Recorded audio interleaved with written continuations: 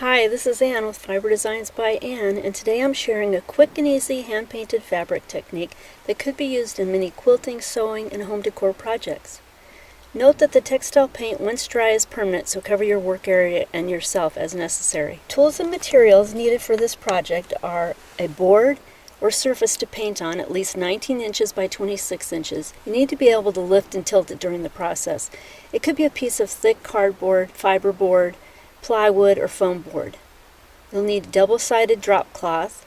It's important that it be one side plastic and the other side paper. Cut it about 14 inches by 24 inches.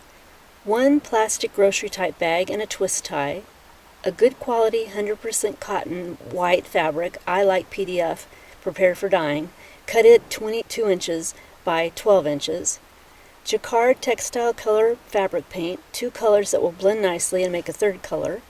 Plastic knife or craft stick for scooping the paint, water and a spray bottle with water, container for each paint color large enough for the paintbrush to fit in easily, inexpensive 2-inch paintbrushes, one for each color, rubber gloves, paper towel, an iron and ironing surface, and parchment paper or older fabric, something to cover the ironing surface in case the paint would transfer during the heat setting process, paper and fabric scissors, painter's tape, tape measure, ruler, or a yardstick.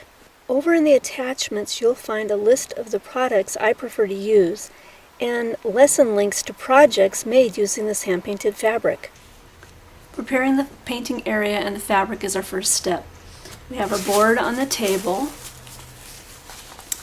and we've cut a piece of the drop cloth of approximately 14 by 24, and this is the most important step.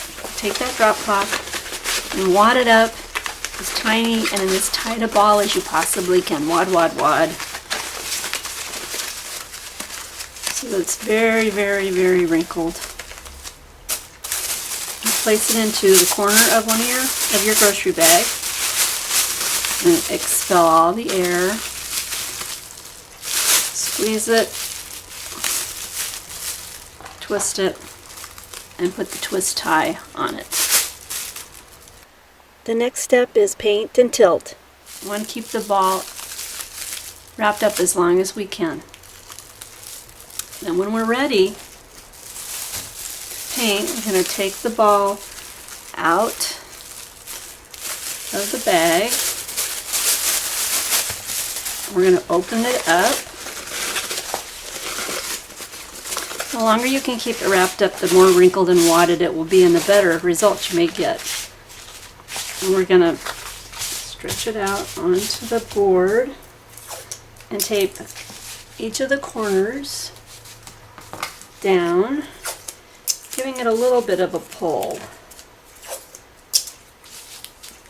just to stretch it out a little bit. Make sure you don't tape your board to the tabletop. Then tape it on the top and the bottom and the sides, just as you need to keep it from moving too much. Next I'm going to lay my fabric onto the board. Actually, first let's spray a little water onto that drop cloth. Now place my fabric onto the board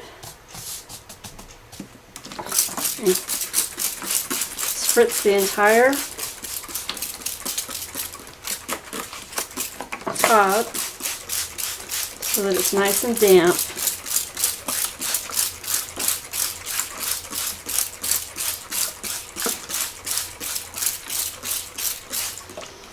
With this paint, once it hits the fabric, if the fabric is dry, it will hit the fabric and not move.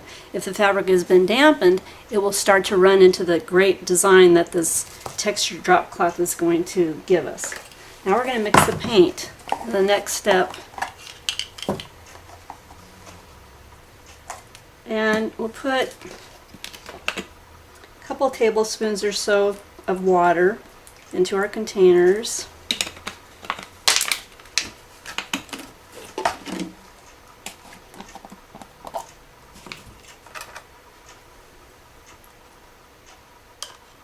And about a half a teaspoon of paint.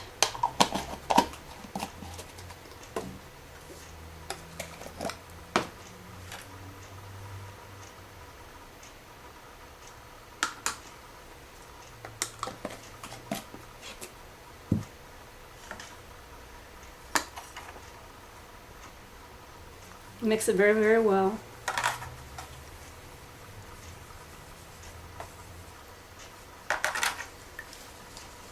Want it to be about the consistency of milk, so it could be poured.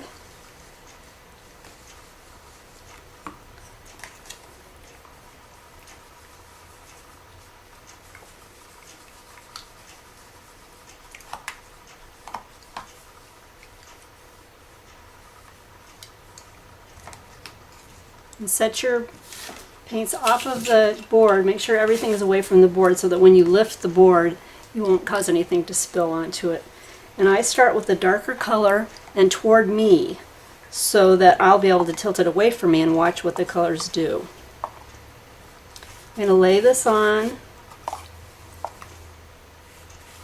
Just gently, don't push too hard, and you'll be able to see right away what the colors are doing, what the wrinkles are doing to the color. So the design and texture that starts to happen. And even if there's little blobs of paint, that's not at all a problem. And just brush them out. You can rub them out. If you want to wear the gloves, this would be the time to do it. I prefer not to. And then I'm going to take the other color, usually the lighter color, and start across the fabric on the other side.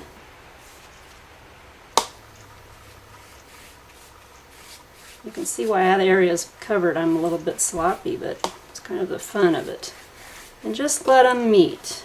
And if it's starting to be a hard line, you can take your spray bottle and spritz it a little bit.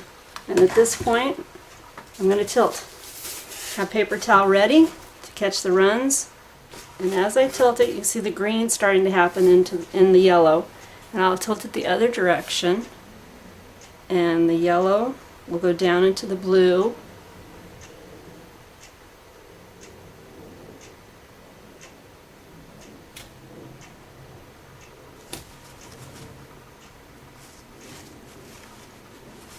Creating this pretty green. It's up to you whether or not you tilt it both directions. I like to get that line blurred in the middle so the color goes to both sides. And then once it has developed, so I'll lay it flat and let it completely dry. So now we'll go to the next step, which is heat set and finish. Here's where you may want to use the parchment paper or another cloth on the ironing surface. I have a very hot iron and my fabric facing down.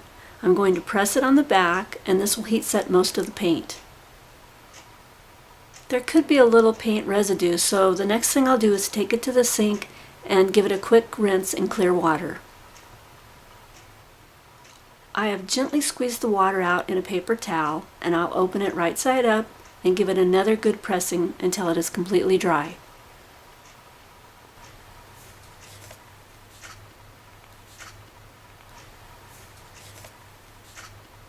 Now the fabric is completely dry and ready to be used in another art project. If you make and use this fabric, I hope you'll post pictures. I'd love to see them. Thanks for joining me for this hand-painted fabric lesson.